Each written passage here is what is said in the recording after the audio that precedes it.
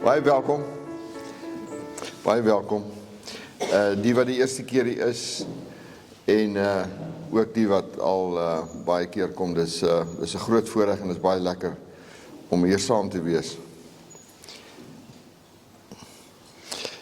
Die tema wat Callie en ek deur al hierdie goed ons onder die tema. Ons het dit jare terug gedoen vir 5 jaar, 6 jaar, elke week, een keer elke maand, en toe het ons opgehou, ons dagboek het op 'n kol gaan sukkel en in die restaurant het geskuif en toe ons op en nou begin ons weer, wel, ons is nou al hoeveel keer aan die gang weer, Olga, seker 10de keer? Van die laas jaar winter af, denk ek. Wel, soos 'n jaar nou in die gang. Is in 'n tyd soos die. So ons praat baie keer, altyd is die tema aan die omstandighede waarin ons leef, wêreld waarin ons leef. En Callie is besig om voor te berei terwyl ek praat. Dis het. Ek wil hom nog een oggend los dat hy eers praat. Ja. Ja. Hoe benader ons die tyd wat voor ons lê, is die onderwerp, hoe benader ons die tyd wat voor ons lê? Callie het die voorstel gemaak, maar die aanvanklike voorstel was ek was nie seker toe hy dit skryf, of hy 'n grap maak nie. Hy het toe later gesê, môre Hardes, hy maak dit ook maar net. Eintlik het jy dit nie gemaak nie. Die onderwerp wat Callie gegee het is, ek het vir hom gesê, maar as ons daai onderwerp publiseer, sit hierdie hele ding voor veiligheidspolismanne. En dan sal ons op hulle rekord vir altyd, as ons nie al daar is nie. So dis 'n afgewaterde, 'n bietjie van 'n afgewaterde onderwerp. Hoe benader ons die tyd waarin ons leef in 'n land en in die omstandighede waar ons leef? Niks wat ek hier sê is aanduidend van die feit dat ek afstuur op 'n situasie waar ek sê dat ons is, wat is 'n victim? Ekskuus. Slagoffers. Ons is nooit, gelowiges is nooit slagoffers nie. Ons kan sukkel, ons kan soms hard werk, moet werk en sweet, maar ons is nooit slagoffers nie, ons is meer as oorwinnaars in Christus. Die land waarin ons leef, die omstandighede waarin ons leef, wat om ons gebeur, en ek het dit al dikwels gesê, ons wat hier sit is eintlik kry nie swaar nie, baie mense kry baie swaar, maar ons weet nie as ons hier so sit hoe swaar ons werklik kry nie. Ons sit met, ons hou altyd 'n goeie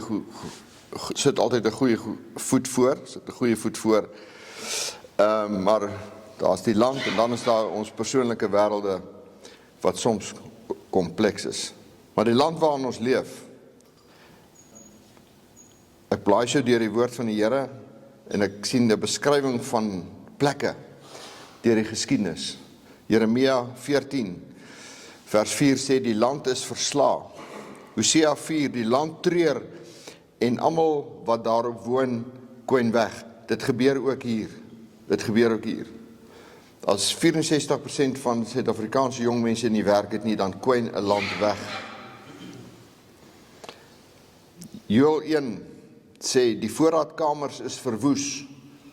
Dis ons. Dis leeg gesteel. Die voorraadkamers is verwoes, die graanbakke is afgebreek. Die vee sug. Die beeste. Die vee sug. Die troppe beeste is onrustig, want daar is geen weiveld vir hulle nie. Ook die troppe kleinvee moet boet. Daar's onlangs in die media gewees, Daybreak Farms, ek dink ek aan Daybreak Farms, hoenderboerdery. Die staat het 12 biljoen rand gegee vir die oprig van daai plaas. 12 biljoen rand. Nou die plaas is nou bankrot. Nou as jy vir 'n boer sê, 'n gemiddelde boer sê, ek gee vir jou 12 biljoen rand vir die oprig van 'n plaas, sal hy nie weet wat om mee te doen nie. As jy dit deur 1000 sny, 1000 beteken dit jy gee vir 'n boer 12 miljoen rand, dan sal hy sê Jy het nie idee wat ek gaan doen met daai nie. Hierdie ouens vat 12 biljoen rand en spandeer dit op 'n hoenderboer en hulle speel bankrot. Maar onlangs het hulle nou ontdek die ding is bankrot. 500,000 hoenders moes hulle skuif om hulle te red en 350,000 hoenders het dood van honger en dors. 350,000. Dit is, en as dit die enigste storie was, is dit nie so nie. Dit is alles wat die staat aanraak is so. So ek sê hierdie goedies, mense wat hierna luister, nou ons sê dit vir die ouens so hulle weet, ons sê, alles wat hulle aanraak, word verwoes. Dis die land waar ons leef. Maar dis nie die volle storie nie. Die veld treur en die plante van die veld verdroog en diere en voëls vergaan, sê Jeremia ook. Vanweë die boosheid van die mense wat daarin bly. As die mense boos is, sleg is, dan gaan die land agteruit. Jy kan sien die veld, hoe lyk die veld waar die eienaar of die gebrek aan die eienaar daar is. Jy kan dit in die veld sien. Jy kan by die plaas inryk en jy sien wie is hier die baas. As jy ry daar na die bosveld toe, daar is 'n bossie wat hulle noem bankrotbos en alle boere stoei met bankrotbos. Ken julle daai ding? Wat is daai plant? Bankrotbos. Hy trek jou veld in en as hy ingetrek en dan is daar niks van jou boerdery oor nie, want hy verwoes jou veld. En jy kan sien as jy ry, dan ry jy deur plase waar jy kan sien die boer is weg. Die een wat daar is nie meer 'n boer nie. Die bankrotbos vat oor. En dan sien jy 'n grensdraad en dan sien jy dis weg. Iemand wat dit aan mekaar uithaal. So die veld boet. Die veld treur en die plante, die voëls vergaan vanweë die boosheid van die wat dood. Die voëls het weggevlieg, die land van tuine word 'n woestyn. Die hele land word 'n wildernis. 2 Kronieke 15 praat van in die tye was daar geen vrede vir wie in of uitgegaan het nie. Boere kan nie in die aande ry nie meer na hulle plase toe nie, veg of na hulle plase toe in die aande nie, en dit word nie ver van nou af nie, gaan dit word in stede. As jy vandag wil Witbank toe ry in die aand, dan sal iemand vir jou sê, moenie, jy kan nie op die N4 Witbank toe ry in die nag, is te gevaarlik. En nou kom dit nader. Nou kom maar ouens wat sê vir jou, maar hierdie hier in Pretoria, moenie meer daar ry nie. Dit raak te gevaarlik. Ek skets 'n baie slegte prentjie. Nasie teen nasie en stad gebots, omdat God hulle deur allerhande nood in verwarring gebring het. En dan kom die Here se opdrag te midde van hierdie prentjie wat ek nou skets. Ons is nie die eerste land wat in hierdie omstandigheid val nie. En dan kom die Here se opdrag in 2 Kronieke 15 vers 7. Wees julle dan sterk en laat julle hande nie slap hang nie. So, skets 'n baie treurige prentjie. Nou hierdie is net 'n halwe prentjie. As ons nou regtig wil praat oor hoe sleg dit gaan, dan kan ons ure praat, aan mekaar, voorbeelde. Die probleem is, iemand praat met my hierdie week oor die regering wat vir Transnet nog 50 biljoen gegee het, en dis nie gegee om regtig iets daarmee te doen nie, dis gegee om te steel. Want dat gaan gesteel word. Dit gaan gesteel word.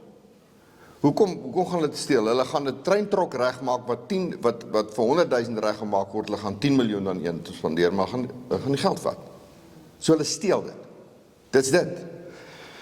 Nou dit is so, maar en hier's die ding. As dit die enigste iets was wat hulle steel, dan kon ons iets omtrent doen, maar hulle steel op dieselfde dag op 100 plekke. So, Stalin het gesê, as jy 100 mense vermoor, is dit massamoord. As jy 60 miljoen vermoor, is dit net 'n statistiek. So wat doen ons nou met crime? Dit word net 'n statistiek. Die staatskaste word leeg gesteel. En dan kom ek terug, 2 Kronieke, laat julle hande nie slap hang nie. Wees sterk en laat julle hande nie slap hang nie. Sefanja 2 sê, dit is 'n uitgelate stad wat so veilig gewoon het. Hoe dit 'n verwoesting geword, 'n leefplek vir wilde diere. Ons praat nou ons manne hierso oor wanneer ons weermag toe gegaan het, Kali 75 Kali, wat het jy gesê? 74. Ek 77, 78. Hy sê hy is toe net daarna gebore. Toe sê ek, maar jy weet niks. Jy weet niks. Maar ek het van die grens af gekom, vlieg met 'n flossie tot op Waterkloof lughawe. Hitchhike van daar af, huis toe, plaas toe. My ouers verwag my nie. Ek kom op die plaas aan. Dis 1977, 78. Ek kom op die plaas aan. Ek kom op die werf aan. Die honde blaf nie is nie, want daar's ons nie gevaar nie, hoe sal 'n hond blaf? Ek kom by my pa en ma se slaapkamervenster, daar het 'n bank voor buite gestaan op die stoep. Ek klim op die bank, klim deur die venster in die kamer in, loop om die bed, maak my pa wakker. Hy skrik nie wakker nie, hy sê, wat soek jy hierso? Kan julle glo dat dit was hoeveel jaar terug? 50 jaar terug? Waar ek onverwags op die plaas aankom en deur die venster loop, was nie tralies nie, ek klim deur en ek maak my pa wakker. Dis 50 jaar terug. Nou die land, die uitgelate stad wat so veilig gewoon het 'n verwoesting geword, 'n leefplek vir wilde diere. Almal wat daar verbyloop, spot, skud die kop. Die Bybel sê, Sefanja sê, skud die hand, so skud die kop. As jy deur die Johannesburg se strate loop, dan skud jy die kop. Nie net, en as jy deur Petrusstein en Tweeling en al die dorpies loop, dan sê jy, wow, hoe kan dit so skeef loop? Hoekom is dit so? Vanweë 'n opstandige en besoedelde, verdrukkende bedeling. Wie is hierdie mense? Wie is hierdie leiers? Hulle luister na geen stem nie. Dit neem geen tugtiging aan nie. Daar's geen accountability. Op die Here vertrou hulle nie, en tot sy God kom hy nie nader nie. Wat sê dit van hulle leiers? Hulle is aardwolwe wat niks vir môre oorlaat nie. Jy na 'n ANC partytjie kyk, hulle vreet alles op nou. Want môre is daar dalk nie kos nie. Jy al gesien hoe eet hulle? Nou, dit is net, kyk, ek is nou sommer vies nie, ons sê hulle sommer by die naam hier by 'n mooi samekoms. Almal verstaan waaroor ons praat. Aardwolwe wat niks vir môre oorlaat nie. Ligsinnig, troulose manne, hulle verkragt die wet. Maar die toekoms is sleg, by the way, en dan so slaam met hulle. Hulle hoekvestings sal vernietig word. Hulle sal vernietig word. Almal van hulle gaan baie swaar kry.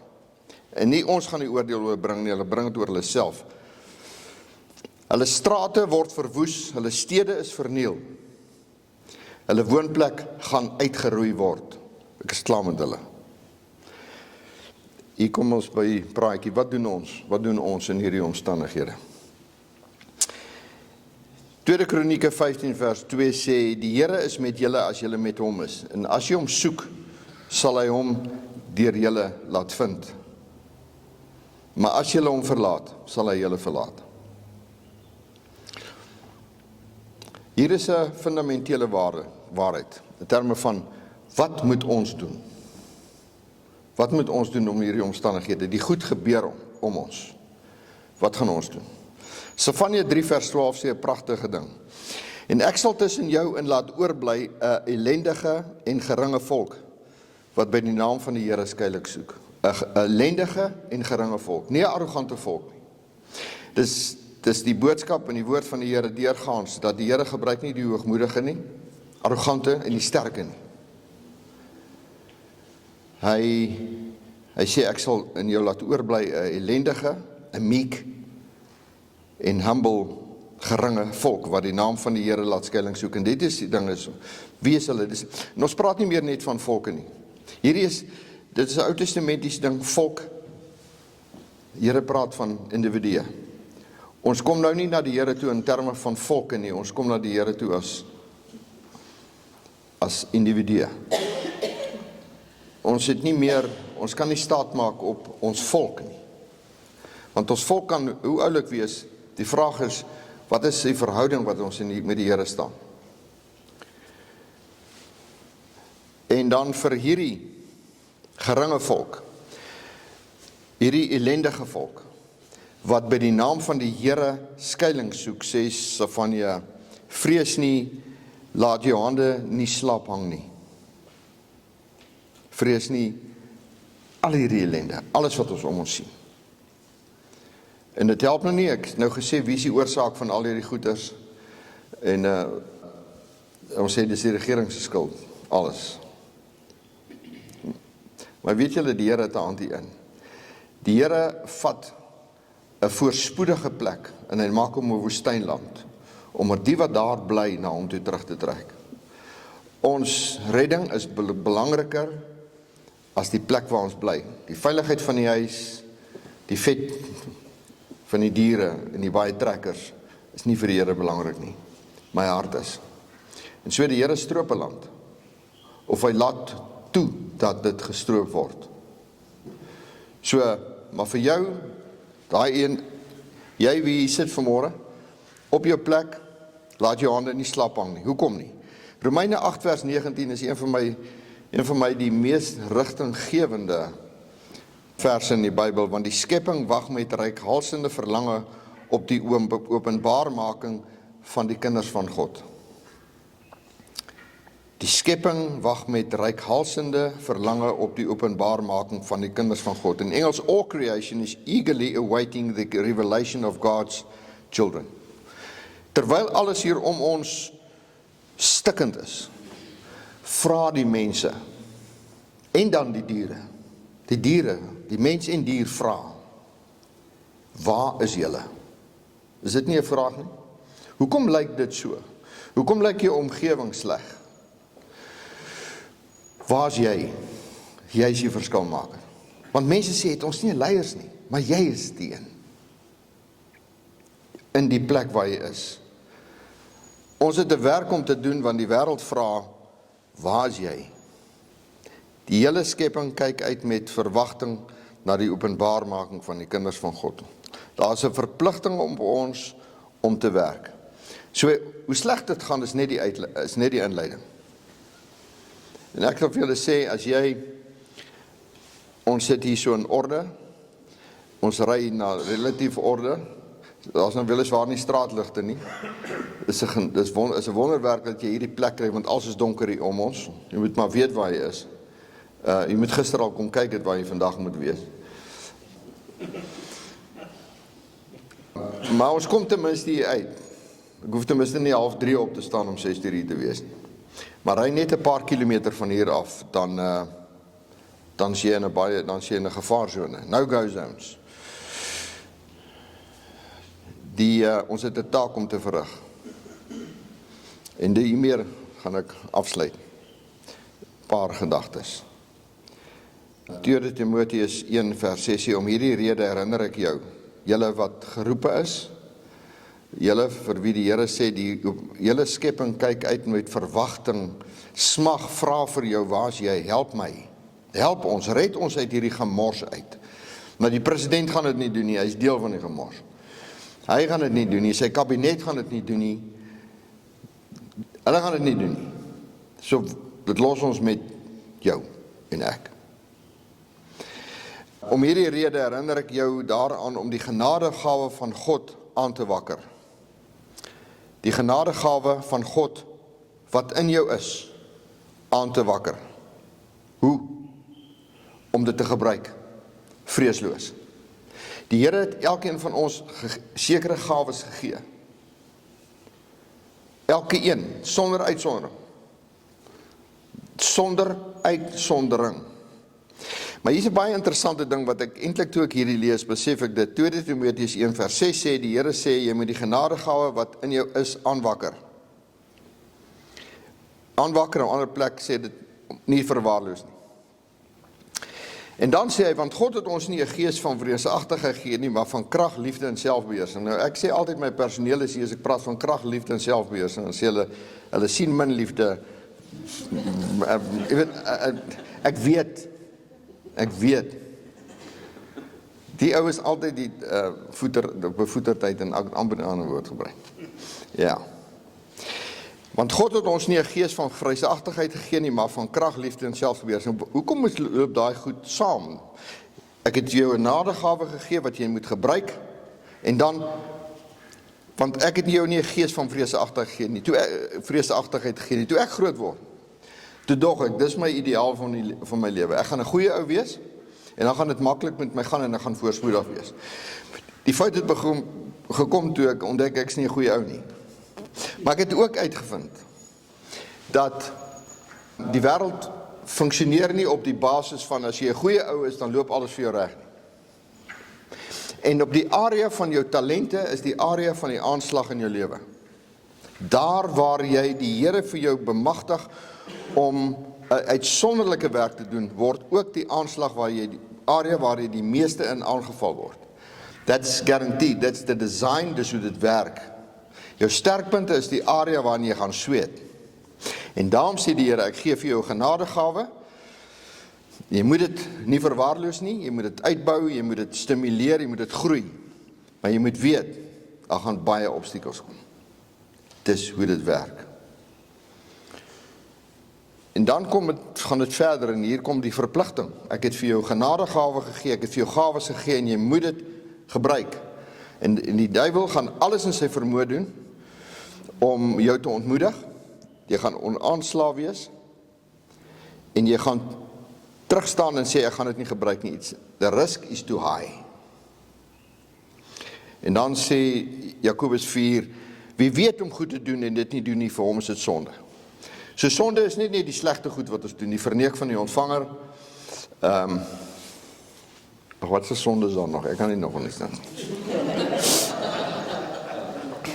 Ek kan nou net aan daai enetjie dink. Nee. Dis 'n maklike enetjie. Nee, ons verneek hom. Ja, maar dis nie ek my ouditeur kyk maar wat hy kan doen. Ek kyk hom so en dan sê ek, weet jy wat, kom ons kyk maar of miskien kom jy weg daarmee. Maar die Bybel sê, hy wat weet om goed te doen, dit nie doen nie, vir hom is dit sonde. So wat is sonde? Sonde is meer as net om verkeerd te doen. Sonde is om dit wat jy moet doen, nie te doen nie, want kom jy mis die punt. Sonde is as die Here vir jou 'n taak in jou lewe gee, en jy doen dit nie. Jy's bang. Vir hom is dit sin. Jy mis die punt, jy mis die merk. God, ek koop jou vir hierdie amazing ding wat hy wil hê jy moet doen. En jy doen dit nie. Jou lewe gaan verby, en jy doen dit nie, en jy mis die merk, en die skepping ly skade. Die ouens wat vra, waar is jy? En jy dag nooit op nie. Vir jou is dit sonde. Sonde is meer as net doen van verkeerde dinge. Dis die nie doen van die regte dinge. Hier is 'n ander, Filippense 2 vers 14 sê, doen alles sonder murmurering of teespraak. Sodat julle onberispelik en opreg kan wees, kinders van God, onberispelik en opreg. Nou, ek is die eerste ou wat sê, ja, I'm not there. Maar as gelowiges is ons nie dit, omdat ons dit word nie. Ons word in die eerste plek, Christus gee dit vir ons, it's imputed, jy is, as jy Christus aanneem, is jy dit, en dan word jy deur 'n Christelike lewenswandel, word jy meer soos dit. Jy is dit nie, jy is dit in Christus, jy word dan geleidelik so. Christene kom nie tot Christus en dan is hy perfek nie. Hy is perfek verklaar en word dan geleidelik beter. Hoekom? Ons moet in hierdie wêreld wandel. Te midde van 'n krom en verdraaide geslag onder wie julle skyn soos ligte in die wêreld. Dis jou taak. Hierdie gemors wat ek net nou geskets het, dis jou taak. What an amazing job. Kyk, in Finland is dit so treurig, is jy goed of sleg, almal lyk dieselfde. Want daar is nie eintlik, hulle word ook nou, hulle begin nou swaar kry uiteindelik. Europa begin ook nou gelukkig swaar kry. Te midde van hierdie wêreld sê die Here, ek wil hê julle moet loop, julle moet wandel onder hierdie mense, te midde van 'n krom en verdraaide geslag, waar julle sal skyn soos ligte.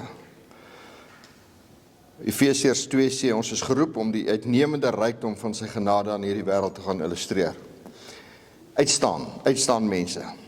En ek sluit af met die vers, want ons is sy maaksel, geskape in Christus Jesus tot goeie werke, wat God voorberei het, sodat ons daarin kan wandel.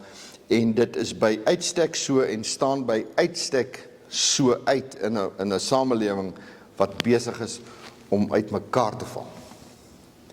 So, ek begin met 'n tema van dit gaan regtig sleg. Ek sluit af om te sê, this is your opportunity. Callie, is jy klaar voorberei, anders kan ek nog so rukkie praat.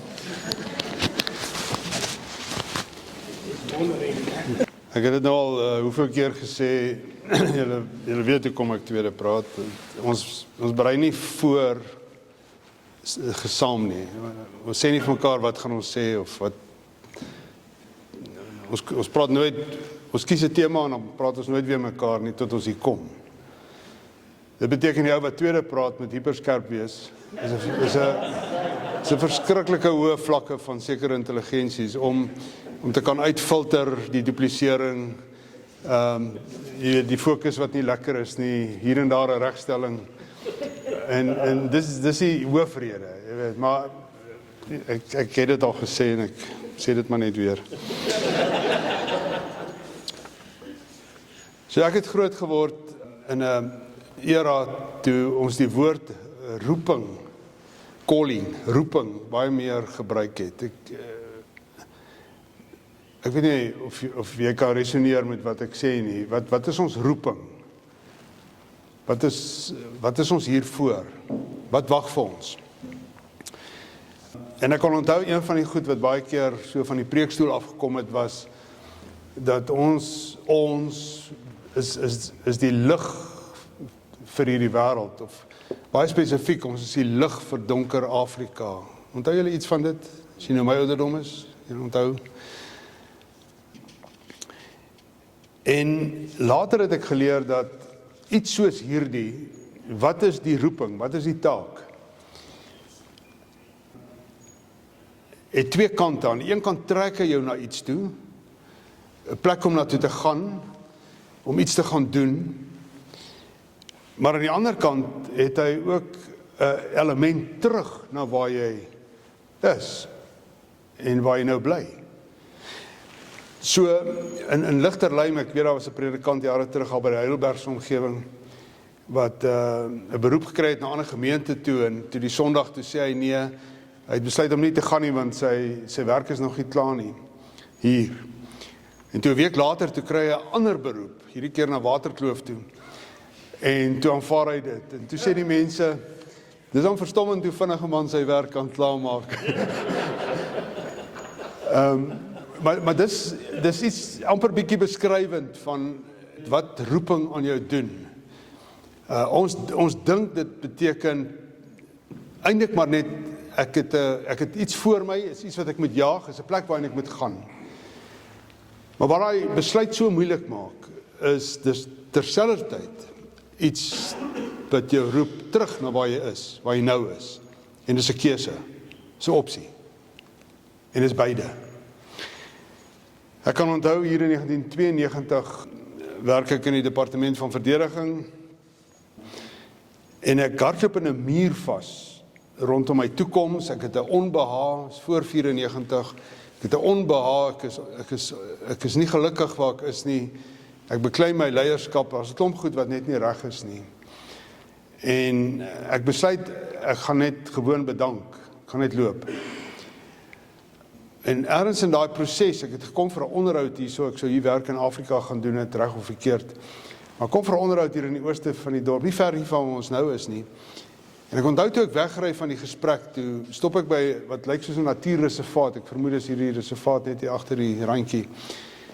Ek het uit my kar uit geklim en my hande so in die draad geslaan, en daai gebed wat jy ook dalk al gebid het, en dit is, Here, waar jy nou, of wat moet ek doen? En dis daai plek waar jy kan huil as jy daar is, want jy weet nie, jy is onseker. En ek het daai calling na iets toe, maar ek weet nie wat dit is nie. Maar terselfdertyd besef ek het ook 'n roeping om te bly net waar ek is, of nie. En ek het hierdie verwagting dat iets moet gebeur, of dat daar 'n deur moet oopgemaak word. Partykeer dalk bietjie van 'n vreemde arrogansie om te dink dat die Here altyd net sal deure oopmaak. Maar 6, 7, 8 weke later, toe verander dit. En ek gaan terug na die plek toe wat my ongelukkig gemaak het. Ek gaan terug na die plek van die oënskynlike hartseer.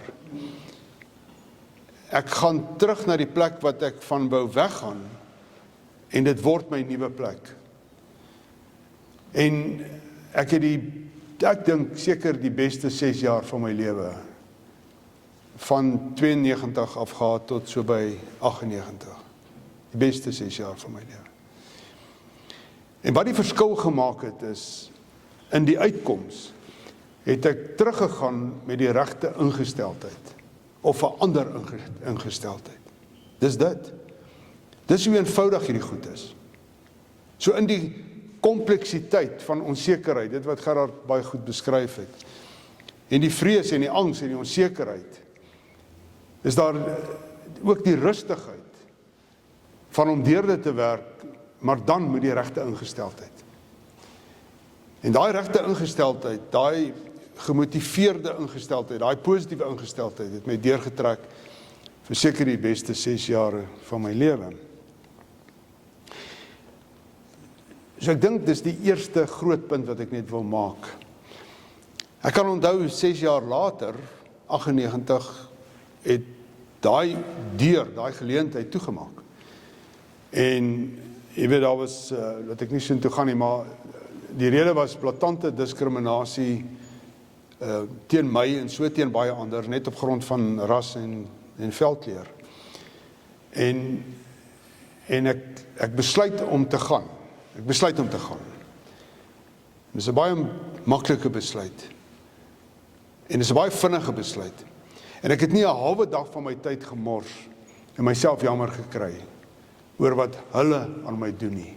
Want op daai stadium het ek myself so voorberei om met die regte ingesteldheid deur hierdie lewe te gaan, dat dit vir my baie maklik was om daai oorgang te bestuur en te bewerkstellig.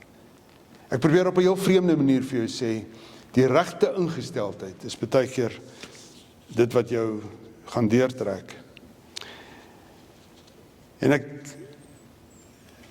het my lewe van toe af, hierdie is 'n paar jaar terug, het ek met daai ingesteldheid geleef. Met ander woorde, vir my is en was dit nog altyd 'n opwaartse spiraal, ten spyte van. Dis 'n donker prentjie, ek verstaan dit. En ek verstaan die uitdagings. Maar vir myself is dit 'n voortdurende opwaartse spiraal in terme van my ingesteldheid, my benadering en hoe ek die moeilikheid eerder dan sien as net nog 'n geleentheid. Dit wat Gerard inderdaad ook beskryf het.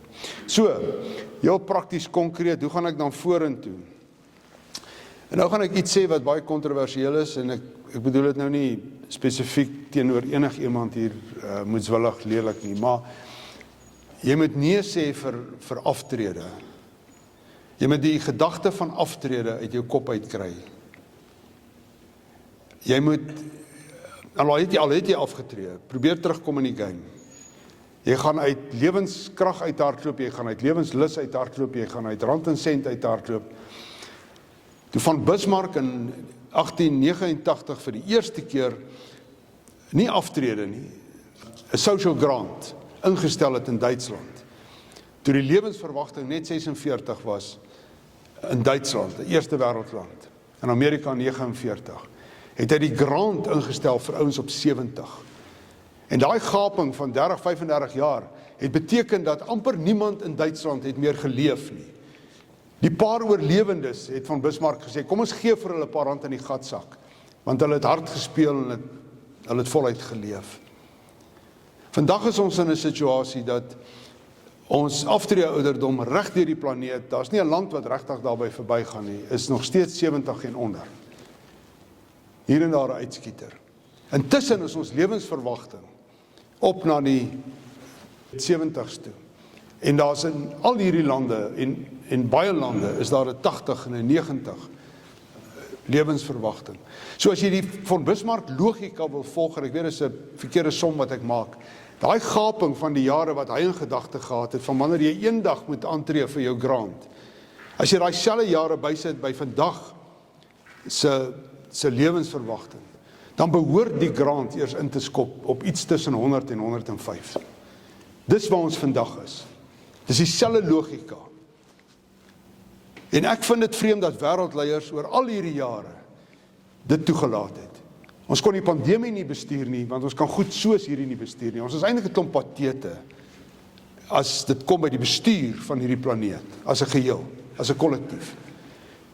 Hoekom sal jy iemand in die vleur van sy lewe parkeer? Hoekom sal jy ou wat bestem is om nog groot goed te doen, uit die spel van die lewe uithaal, net omdat hy 'n bepaalde ouderdom bereik het? Wat se snert is dit? En daai hele ingesteldheid maak dat ons huidig in Suid-Afrika sit, dat die persentasie selfdood, lekker in die nuus onlangs, dalk het julle dit gehoor, het onder senior burgers toegeneem, baie onlangs in ons land, met 600%.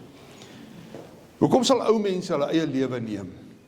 Omdat hulle nie weer 'n lewensdoel het nie, hulle het nie meer 'n rede om op te staan nie, hulle het nie meer 'n uitdaging nie. Maar hulle doen dit ook omdat hulle nie meer rand en sent in hulle gatsakke het nie. Hulle het nie geld om hulle blyplek te betaal nie. Ouens, mense maak hulle self dood omdat hulle nie meer in die spel van die lewe is nie. So ek sê net vir jou kategories, ek het die reg om vir jou te sê, jy moet jou lewe anders bestuur. Dit moes nooit so gewees nie. Hierdie is nie God se plan nie. Dit is nie God wat dit vir ons gegee het nie. Dit was nooit die mens se bedoeling om op te hou speel nie. Ja, jy gaan aanpas, maak 'n skuif, skaal af, doen ander goed, maar bly in die spel van die lewe. Dis wat ek doen. Natuurlik kan dit oornag verander, ek weet. Daar's baie goed wat my kan verkeerd gaan, net soos met jou. Maar dan bestuur ons dit. Bly doelgerig. Maar wat ek vir jou sê is, kry 'n hoër doel, of kry die belangrikste goed wat jy moet doen. Maar oppas vir te veel. Doen baie spesifiek iets wat vir jou 'n geleentheid gee om mylpale te bereik en by iets sinvols uit te kom wat vir jou werk. Dit maak nie saak of dit klein of groot is nie. Dit maak nie saak of dit die wêreld gaan verander nie. Daar is niks so goed vir die mense siege as om iets te bereik nie, as om 'n boksie te tik, as om net te voel maar ek het iets positiefs aangevang of iets lekkers gedoen. Kry vir jou doelwit, kry eerder een doelwit en skep 'n volgende doelwit later in die pad af. Met ander woorde, jy stagger die goed oor tyd. Maar laat die een wat jy vat vir jou werk. Of dit nou in jou geestelike lewe is, in jou sosiale lewe, in jou fisiese wêreld, welvaart, of dit is met gesond, maak nie saak wat dit is nie. Kry goed wat werk. Tik boksies. Niks te doen met klein of groot nie. Dis die beste ding wat met 'n mens kan gebeur, is om iets te laat gebeur. Doen dit net. Kry iets om voor te beklei. Kry iets groter as jy om voor te beklei. Jy het 'n fight nodig. Jy het 'n fight nodig.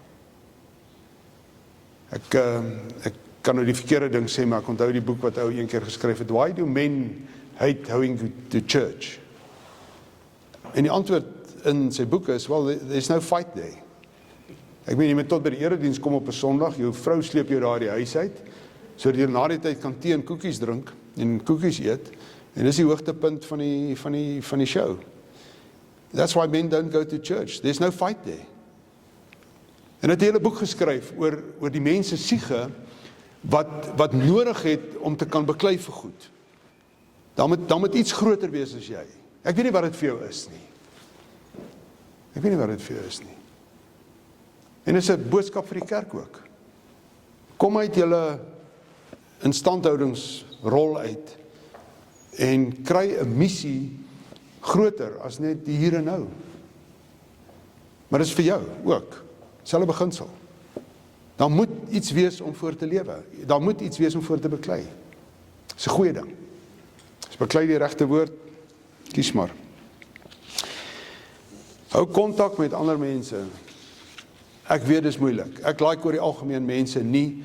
Dit is my vrek irriterend. Ek was nou in die Kalahari, my karretjie daar rondgery en ek het almal probeer groet in die Kalahari. En mense groet jou nie. Dis die wêreld wat ons geskep het vir onsself. En hierdie is ons mense, hoor. Hulle groet jou nie, daar's 'n entitlement, hulle sien jou nie, alles is net rondom hulle self. En ek het vir Olga gesê, ek het baie gedink oor my Christen-Afrikaner identiteit in die onlangse verlede, na al die Amerikaanse goed. Wie is ek as Christen-Afrikaner? Hoe daai identiteit? Wel, ek sê nie vir jou kategories, as jy aanhou nie meer kan groet nie, dan is jy nie 'n Christen nie, en jy is ook nie 'n Afrikaner nie. Jy het iets geword wat jy nooit bedoel was om te wees nie. Jy is nie dit nie. Rook dit in jou pyp. Rook dit in jou pyp. Wie is ons? As ons nie eers meer die waardigheid het om mekaar te groet nie, verstaan julle wat ek op afstuur? Come on. Come on. En ons dikbek as jy goed nie uitwerk soos wat ons dit wil hê nie. Ek sê vir jou baie belangrike ding, hou aan om te beweeg. Hou net aan om te beweeg. Of jy nou net jou hamstrings strek, daar waar jy brandstof ingooi, want jy sit in die kar waar ek nou die week was, en jy gaan sit jou bene op 'n paal neer. En by the way, as ek die president van hierdie land word, sal elke motorhawe 'n strekplek hê vir ou mense. Ek sal simpel goed doen, want simpel goed is wat ons aan die lewe hou. Ouens, as jy nog kan stap, moet jy stap. As jy nog kan strek, moet jy strek. Hoor nou vir my. As jy nog rolbal kan speel ten spyte van die hoë sterftesyfer in die game, speel die game. Speel die game. Dis die beste ding wat jy kan doen. Jy moet aanhou beweeg. Ek sien hoe mense ophou beweeg. Hulle hou op loop, hulle hou op alles. As jy nog 'n rolstoel kan ry self met jou eie armpies, ry vir hom. Dis hoe dit werk. En dan, wat Gerard ook geïmpliseer het, dink voor jy doen. Dink voor jy doen. Ek onthou daai fliek, een van my gunsteling flieks daai tyd, Anthony Hopkins, Alec Baldwin, Baldwin het sy vrou probeer vat, en toe Hopkins hom goed opgevoed, so 'n survival story, The Edge. As jy nog nie daai fliek gekyk het nie, dis 'n bietjie van 'n ou mens fliek, maar yes, dis 'n lekker fliek daai. The Edge. Maar ergens in die dialoog sê 'n ou vir hom, so if you have to survive, what is the one thing that you can do that will get you to survive? En toe sê Hopkins, thinking. Dis die een ding wat ons het. Ons kan dink. So dink. Dink voor jy ry. Dink voor jy iets doen. Jy kan dit doen. En moenie net blindelings in plekke en spasies ingaan waar jy kan seer kry nie. Toe ek en Olga nou maandag aan daar by Polensa slaap in Botswana op die duine, 'n week, paar dae terug, en is 'n 2 troppe leeu's wat ons daar, ons slaap in 'n grondtentjie, maar ons het 2 troppe leeu's wat ons daar vasdruk, hulle vir ons. En ons was baie slim, ons het een van hierdie dark pitch tentjies, hy's pitch dark aan die binnekant. Dis baie slim. Die nadeel van daai tentjie is, jy kan leeu's hoor, maar jy kan hom nie sien nie. Ouens, hierdie is nie 'n goeie spasie om in te wees nie. My vrou het geen vrees nie, sy word nie eers wakker nie. Ek lê die hele nag wakker en veg die leeu's in my kop. Ek het 'n panga met my, ek het pepergas, ek het alles. Maar die interessante is, dat ergens daai nag, gaan jy die besluit moet neem, of jy nie tog maar in jou kar moet gaan sit vir 'n ruk nie. Thinking. Jy moet dink, en jy moet raakvat. Ek kan dit nie anders sê nie. Vat persoonlike verantwoordelikheid vir jou heil. Ek moet vinnig afsluit. Jy sal vir my sê, ja maar Callie, ek is te klein om 'n verskil te maak. Daar's 'n Afrika spreekwoord wat sê, dink wat een muskiet in 'n kamer kan doen in die nag, as dit net jy en hy is. Een muskiet. Moenie vlak kyk, jou bydra tot hierdie planeet in 'n baie klein en beskeie spasie nie. Moenie dit vlak kyk nie. Dis al wat ek vir jou daar wil sê. Ten slotte, die land wag nie op die regering nie, dit verstaan ek. Ek dink nie ons wag vir 'n held nie. Dit lyk nie of daar 'n held besig is om op te staan nie. Iemand wat ons gaan help, 'n helper, 'n leier as jy wil. Gerard het dit gesê, ek sê dit vanoggend. Dit is jy. Jy kan nie wag nie. Jy is dit. Ek is dit. Dis net hoe dit nou is. Right? So help om jouself jammer te kry omdat daar nie leiers is nie. Hulle is baie skaars. Jy is dit. Jy word dit. Dis hoe dit gaan werk. Nou meer as ooit, skep werk wat sinvol is. Dit moet werk. Begin projekte, 'n projek wat hoop bring in die dorp. Enige projek wat hoop bring, wat mense laat positief praat oor wat gebeur. Doen dit, maar jy doen dit. Skep verhoudings, bou verhoudings wat hou. Verhoudings wat hou. En ek is tussen my en Olga is ek die grootste bedreiging vir enige verhouding wat ons probeer skep, want ek het die vermoë om vinnig te vernietig. Maar so die boodskap is na wie toe? Die boodskap is na my toe. Ek moet harder werk aan verhoudings wat werk. Belê in mense en nie net in goed nie. En belê in jouself. Belê in jouself. Interessant op selfbestuur wat nie 'n skoolvak is nie. Ons moes vakke op skool gehad het wat jy moes leer het om jou lewe te bestuur na sogenaamde aftrede. Om jou finansies te bestuur. Ons moes vakke gehad het wat jou help om jou eie dood te fasiliteer en te bestuur. Maar ons kan nie eers oor die onderwerp praat nie. Ons kan nie eers dit sinvol doen nie. Right.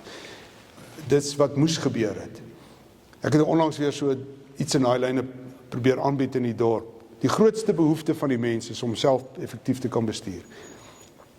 En ek kan op julle kategorie sê, daar is geen belangstelling vir dit nie. En ek weet dit al vir 20 jaar. Die mens het geen energie van binne om homself meer effektief te kan bestuur nie. Hoekom is jy ook daar? Hoekom bly jy daar? En wie het jy nodig om dit te doen? Jy het nie my nodig nie, doen dit self. Doen dit self. Dit is 'n baie eenvoudige wetenskap. Ek is hier, as goed wat nie reg is nie, ek wil graag daar wees. Hier is my logiese strategie om uit te kom. En hier is die goed wat ek gaan doen, mylpale. En al wat dit dan vra, is selfdissipline. Net die dissipline om 'n paar goedjies te doen. En die wêreld is 'n stukkie beter. Wat vra die tyd van ons? Waaksaamheid sonder vrees. Romeine 8. As jy Christus in jou het, kan jy nie vrees in jou hê nie. Waaksaamheid sonder vrees. Kreatiwiteit, ondanks beperkings. Ek het nie tyd om te sê wat ek wou sê nie, maar die oplossing is nie in stroom af nie. Die kreatiwiteit kom nie as dit reeds sleg gaan nie. Jy moet stroom op, jy moet jou brein programmeer om stroom op te dink en te werk. Sodat wanneer die water onder die brug kom, is dit skoon. Ons is in alles wat ons doen, in al ons analises, en al die hulp wat ons van konsultante afkry, alles wat ons doen is stroom af goetertjies. En dan wil ons die model herbou vanuit waar dit nie werk nie, terug na iets wat werk. Jy moet jou hele brein anders programmeer om stroom op te dink, sodat in die tyd wat die water of die resultate onder die brug deurkom, kyk jy vir skoon water. En die spasie van innovasie en so ook kreatiwiteit gebeur net in die opstroomwêreld. In die afstroomwêreld is dit net kritiek en pak sla en ouens is kwaad en die somme werk nie en die geld is nie daar nie. Jy moet jou hele kop herprogrammeer na die stroom op kant toe. Saamstaan bo verdeeldheid. Ons het terloops, julle kan gerus eet hoor. Ek's nou klaar. Saamstaan bo verdeeldheid. Die Amerikaners het my lekker aan die ding gesit oor eenheid. En ek het nie besef nie, maar ook ek het so behep geraak met die sogenaamde goeie diversiteit ding. Ons krag lê in ons diversiteit, dit lê in ons andersheid. Dat ons vergeet het dat die ander kant van daai munstink sê dat eenheid is mag. Onthou julle dit? Unity is power. En ek dink iets van dit is wat die Amerikaners mee worstel. is hoe skep hulle weer 'n stuk eenheid in 'n land wat so verdeeld is. Hulle is na alle waarskynlikheid meer verdeeld as wat ons is. So hoe skep jy weer 'n eenheid ten spyte van die wonder van ook die diversiteit? En ek dink ons het dit verloor. Om as een te funksioneer, om as een te dink, as een probleme op te los en dit is ander goed. En dan verantwoordelikheid. Vat dit net bo, terugsit en niks doen en kies om 'n slagoffer te wees. Vat net verantwoordelikheid. My laaste sinnetjie is baie kontroversieel. Rook kom maar ook in jou pyp. Ons staan en val in hierdie land by morele waardigheid, moraliteit. Ons is rock bottom in die wêreld as dit kom by moraliteit. En dis nie 'n nuwe ding nie, dis al daar vir 20 jaar. Ons is heel onder wanneer dit kom by moraliteit, etiek. So kom ek sê iets daaroor. Jou morele waardigheid moet jy behou. En as ander, sogenaamd die vyand, as ander respek vir jou het, omdat jy dit behou, omdat jy dit is, omdat jy dit het, sal dit met jou goed gaan. As hulle respek vir jou verloor het, omdat jy nie meer op hoë vlakke van moraliteit kan funksioneer nie, omdat jy nie meer 'n lewe kan leef van etiek en waardes en beginsels nie, dan sal hulle alles by jou vat. Dis 'n beginsel. Gierigheid sal oorvat. Mense sal alles by ons vat. Hulle sal jou vernietig. Jou eie mense sal jou vernietig. As jy nie meer jou waardigheid kan gestand doen en kan leef nie. Bietjie dieper, dalk bietjie filosofie, maar iets lekkers om bietjie in jou eie pypie te rook. Massas mense word gedryf deur gierigheid, deur 'n vreemde vorm van entitlement, is dit nie? Maar wanneer jy jou morele waardigheid verloor, ek het nie woorde om dit te beskryf nie. Kom ek noem met jou geestelike gesag. En ek bedoel dit nie in 'n lelike sin nie. Maar wanneer mense nie meer na jou kan opkyk op grond van wie jy is nie, en dit boesem nie by hulle 'n mate van respek in nie, dan is jy in groot moeilikheid. En dan is hierdie land in baie groot moeilikheid. So ek sê tussen die lyne vir jou, jy is deel van die herskepping, Romeine 8, Gerard daarby aangesluit, ek noem dit die herskepping. Ek sien die teoloë praat deesdae al hoe meer van die nuwe skepping, new creation, dat God nie ons kom wegvat na 'n beter plek toe nie, maar dat hy hiernatoe kom, want hierdie is die beter plek. Dit is die evangelie. En dan moet die plek mos nou werk, of nie? In wie se tyd? Wel, so goed as wat ons kan in ons tyd. Jy kan nie wegkom van dit af nie. Ons leef in die tyd van die herskepping, of die nuwe skepping. Alles het verander met Christus. Of nie? Of nie? So baie sterkte en dankie dat julle vanoggend hier saam met ons kuier en ek hoop julle kos is nou koud nie. Soos julle weet, as Gerard nie so lank praat nie, dan kom ek ook makliker by my doelwitte uit. Ons is bly julle support ons, vir my en Gerard, met hierdie. En dit is vir ons lekker om dit elke maand te doen. So baie dankie. Lekker eet.